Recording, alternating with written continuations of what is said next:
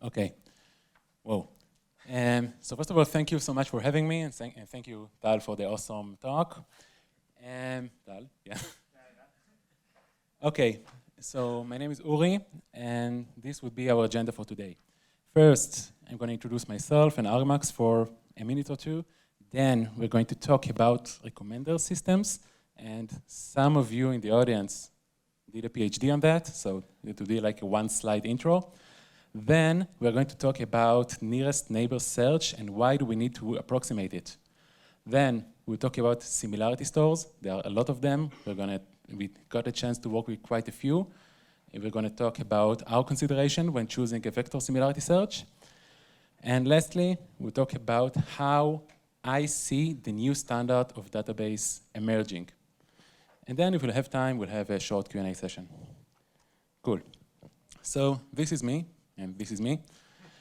And these are my two sons. My wife is also in the picture. She's the one taking the picture. And just for those of you who are listening to our podcast, Tamir Neve and I have a podcast in Hebrew about machine learning. It's called Explainable.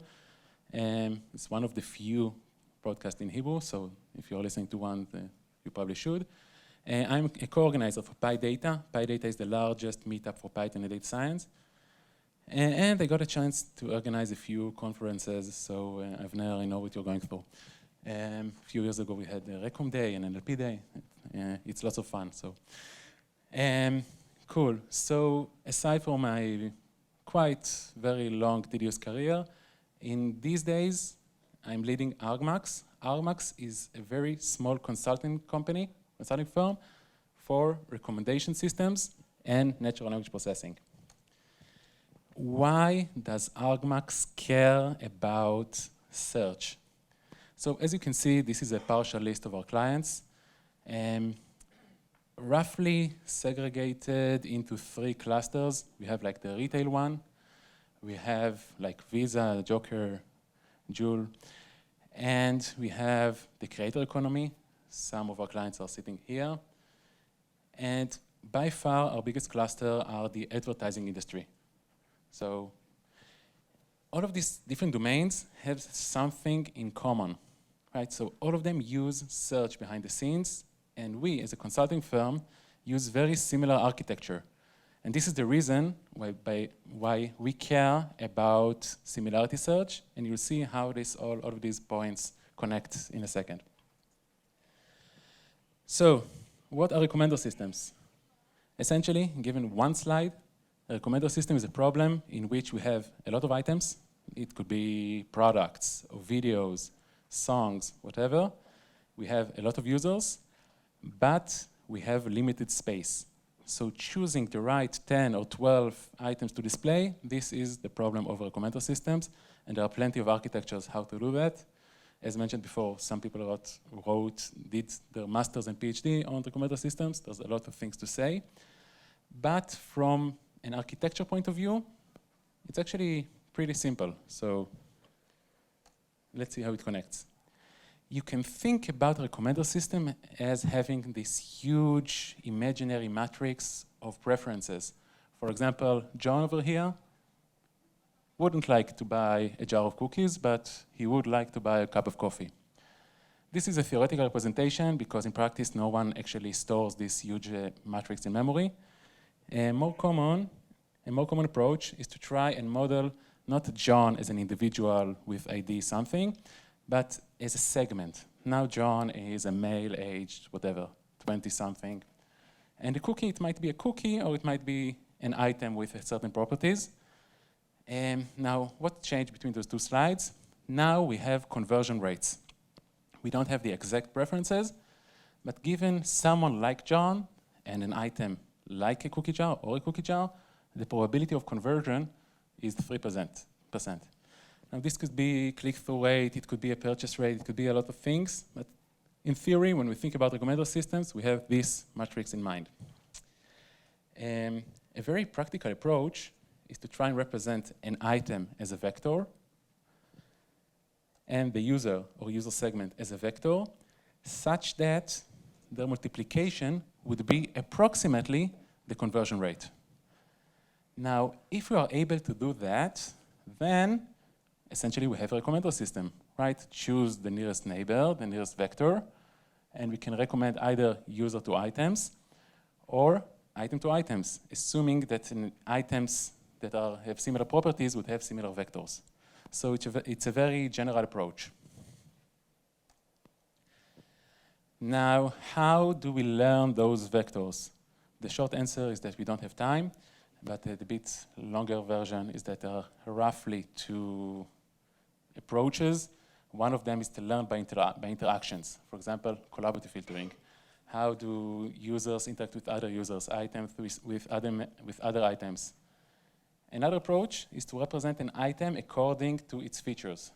Is it vegan? Is it a snack? Is it healthy? Right, so one approach is called content filtering, the other is called collaborative filtering. In practice, most approaches are kind of in the middle. So from our perspective, as a company who deploys recommender systems all of the time, we have an encoder, which is this beautiful trapezoid, that encodes a vector, right? We have a query, and we have a query with a vector on top of it. That's a vector with an arrow on top of it, and we have the same thing regarding the item. All we need to do is to encode them in such a way that the multiplication would be the conversion rate, and then choose the one with the highest score. That's it. So that's how search actually looks. Now, transforming that into a personalized search is very simple. Same thing. We now have a query encoder. We have a user encoder for that user features, right? Is that user from the United States? Is it a male or female? We concatenate those two vectors. And again, we try to find, assuming that the vectors are trained well, we can just try to find the best score. Now, as you can see, everything is a vector. Assuming that we have an encoder, so we can concatenate them, we can average them, but we need some way to handle vectors, and hopefully, fast. Cool. So let's talk about how to approximate this kind of search. So first of all, why do we need to approximate it? Like this is, I don't know, a 5-line, 6-line implementation using scikit-learn of k nearest neighbors. Done, right? So the main issue is that finding the best items is actually quite expensive to do on a large scale. For example, given n users and n items, with a vector of size d, we have this much operation, floating point operations, plus we have an additional operation for sorting them later, which is expensive when m and n becomes larger. Having said that, in some use cases, we do want to do a naive search or a flat search if we care about accuracy and if we don't have a lot of data points. This is not always the use case. Sometimes we just have 1,000 items and that's it. So there's no need to be using fancy vector searches. We can just calculate all of the possible possibilities. Now, if we do want to scale, there are 3 main approaches. There's obviously more than 3, but for the scope of this presentation, there are 3. The first one is called hierarchical representation. So let's assume that I'm looking for John. John is from Seattle. Cool. Find its k nearest neighbors. So there's no need to search the entire globe, right? I know that John is from Seattle. There's even no need to search the entire US, right? I can search only Seattle or even just John's zip code, right? So this is an approximation, because what if John is living actually on the border of Oregon and Seattle? Its k nearest neighbors might be from a different state, but we are approximating here, and this is a very useful approach, and this is the logic behind the HNSW algorithm, which is the most common approximation algorithm these days. The next approach, which is very widely used mostly in sparse data sets, for example, Elasticsearch uses that quite a lot, and Elasticsearch is pretty common. It's mostly used for sparse vectors. So let's assume that I have a vector of size 5, and I'm trying to find the k nearest neighbors of Let's call her Jane. So there's no real need to go over all possible possibilities. We can just look up only the vectors that have a similar index number C. And the last approach is called the LSH, based on hashing. It's the most efficient one, but the least accurate one.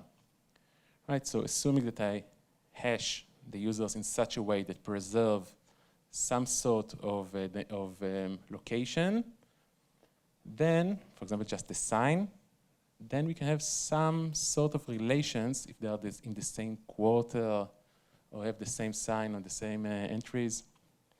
This is the fastest approach, but the least accurate. Okay, so these are the trade-offs regarding which algorithm you should choose when, and we'll probably end with that. If you want to discuss similarity searches even more, please feel free to reach out. Thank you.